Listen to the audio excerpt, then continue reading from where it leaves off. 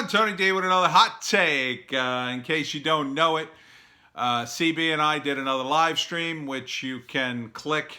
If you go through the videos, you'll see it there. It was finally found a name for it. We'll call ourselves the Comic Book Mafia after Comic Book Mafia, where we were both the stars of the comic. I don't know why I didn't think of that before. Anyhow, we're talking in the live stream about various comic book things and the whole comic book industry crumbling, and we react to Gotham High, which is it's Batman meets Twilight, and they made this trailer. It's ridiculous, so check it out if you get a chance. It's about 2 hours long. You don't have to watch the whole thing. You can zoom through, whatever. Anyhow, my hot take today is about today's Trump press conference, which was hands down his best. And let me tell you something. He's got a pretty high bar for press conferences. This one, man, did he knock it out of the park. The first bit of news is that things seem to be getting much better on the crisis front, I'll say. You know what crisis we're in. I don't want to say because YouTube's flagging everybody's videos. So he had a lot of positive things to say about it. Looks like the cure is on the horizon, as it were.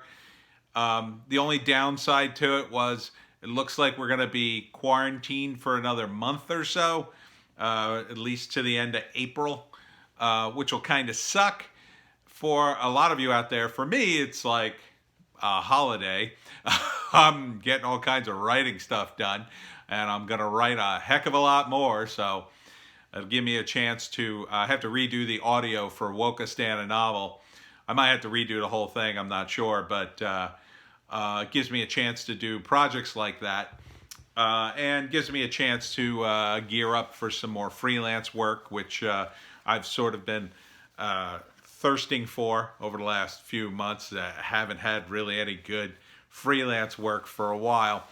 But that being all said, Trump's press conference was really good and really positive. Even his fights with the reporters, he handled better. You know, he's still not quite there in terms of communicating what I think he really means. And, you know, again, he's not perfect. There's definitely some shenanigans going on with these corporations. He's treating the whole thing kind of like a boardroom. You know, giving these corporate guys, these CEOs, a chance to stand up and speak for their companies. But that's, I think, part of the deal. I think that's why he did this. And quite frankly, if Trump can stroke these guys' egos to get more stuff out of them for the American public, so much the better. And most of the stuff these guys are giving away, they're not really losing money on, really.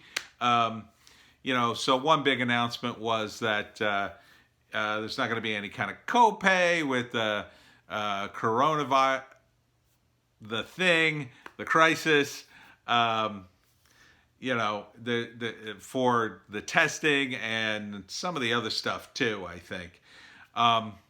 So that'll be good, and for the I think for the medical, at least the medicine end of it.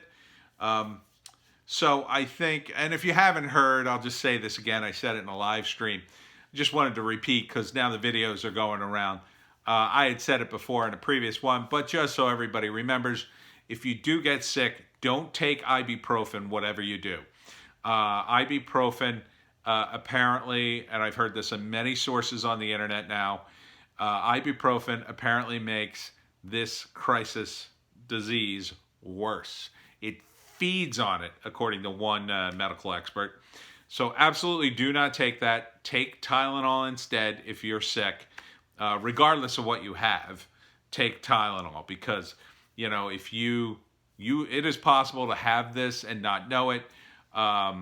This may kill the sales of ibuprofen, quite frankly. I mean, who the hell's going to take it now if you run the risk of making yourself worse? I may just throw out my whole bottle. I bought a bottle of this ibuprofen specifically to prepare as part of my preparedness kit, and early on I had mentioned it because we didn't know this. I mean, we didn't know this, and that's just what I bought. So I mean, I could have bought Tylenol. I just bought ibuprofen instead. Well, I went out at some point. I forget when. Things were still early. And got myself the bottle of Tylenol, and thank God I did, because God forbid I get sick, I want to have that, and I may never take that ibuprofen. Too risky, quite frankly. Too risky. Might have to throw that out. Might have to ban it. Who knows? Anyhow, but Trump's press conference was really good. It was, a lot of it was very positive. He seems to be genuinely trying to bring the country together during this crisis. He's talking about now getting past this at the end of April and the country up and running by June.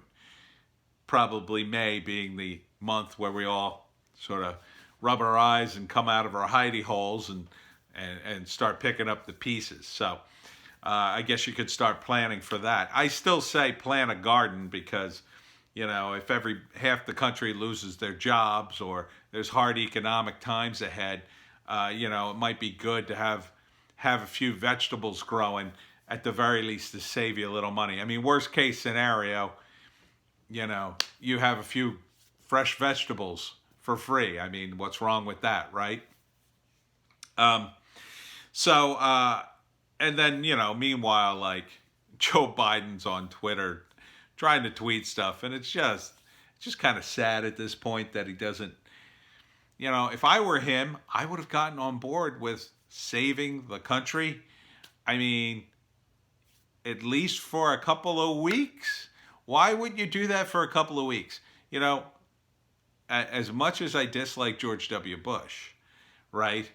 After 9/11, if there was an election forthcoming, I don't think anyone would have risked criticizing the guy in those couple of weeks after the towers fell. No one would have criticized the guy, politically anyway. Now, that's not to say I wouldn't have voted against the Patriot Act or something like that, but to openly criticize the President of the United States while he's trying to deal with a crisis, it's just stupid. And Biden didn't have to do anything, really. He really could have just put out a statement saying, I wish the president well, I hope things work out. Please, everybody, stay at home, blah, blah, blah. Instead of this, well, if I was president, I would do this, this, and this. You're not president. I mean, you're not president. And to be honest, like, they're really having to drill down to find big mistakes for Trump. Yes, there's some rumors going around, like certain hospitals are out of stuff. Nobody can really pin this down as of yet. There was a video online, one hospital seems to be overflowing with patients. But then there was another video online of a guy a couple boroughs over, and, there's nothing happening at his hospital. So, Cuomo's got a surplus, a stockpile of respirators, which he has admitted on camera that he hasn't doled out yet because it's not needed yet. And yet he's yelling at the president for 40,000 respirators. It makes no sense to me. Now, I can understand to a certain extent, like, maybe that's the anticipated numbers that they're going to need, but they don't need them yet. And on top of the fact that they got a hospital ship coming and that they've cranked up production of respirators, that even if they don't use them, they'll be shipping them all over the world to help other countries, especially Italy. I mean, Italy's in rough shape right now. At the same time all this is going on, the Chinese government is finally starting to be some rumblings about the Chinese government and the World Health Organization about how they completely screwed up this crisis.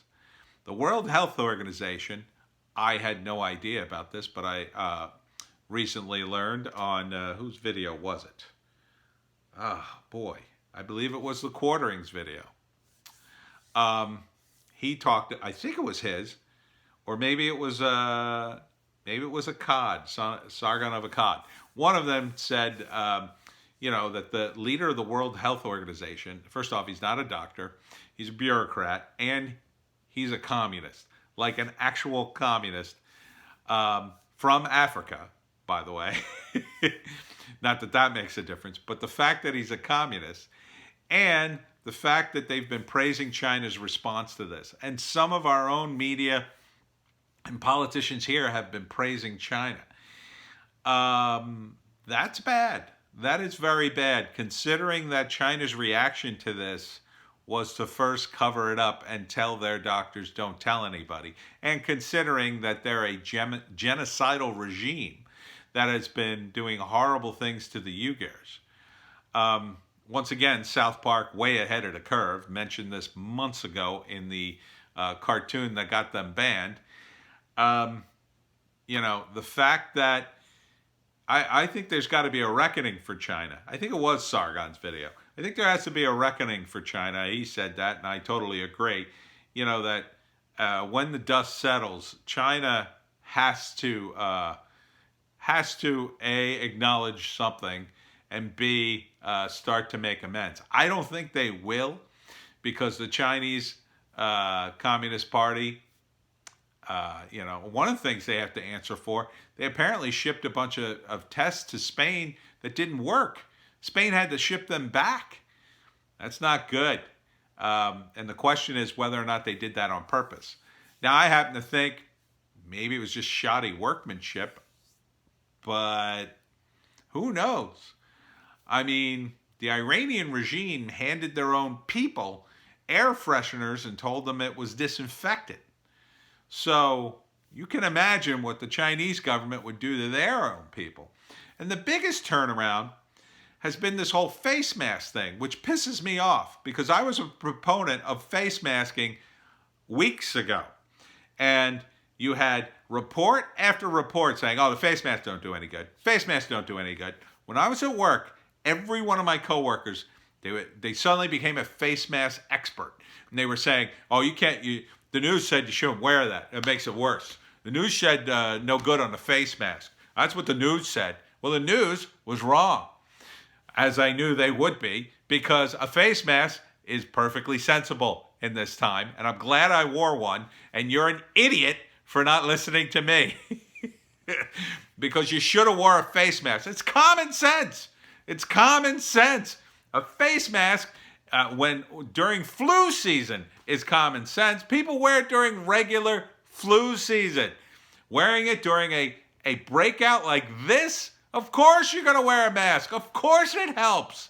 It's not the end-all, be-all. It's not 100% protection. Of course, if you touch it, you touch the inside of it. With your germy hands, you're going to ruin it. But if you're careful, you only touch the outside. You only touch the edges.